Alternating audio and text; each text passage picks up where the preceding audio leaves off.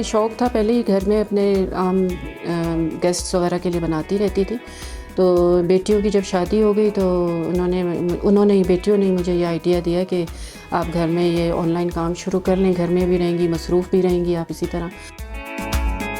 घर में ऑर्डर पे केक लेती हूँ, कस्टमाइज़्ड केक होते हैं, लोग हमें पिक्चर्स भेजते हैं, हम एज़ इट इज़ कोशिश करते हैं कि बिल्कुल उसी तरह उनको बना के दें और अल्लाह का शुक्र है कि 95% बन जाते हैं वैसे। लेते हम लोग लिमिटेड ऑर्डर्स हैं क्योंकि मैं और मेरे हस्बैंड हम दोनों ही करते हैं, तो हम उतना ही लेते हैं जितना हम कर सकते हैं।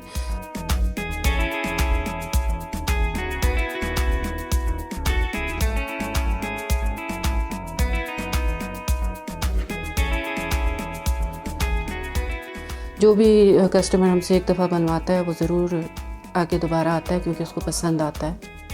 कई दफ़ा हमारी सारी रात भी लग जाती है, सारी रात हम लोगों को काम करना पड़ता है।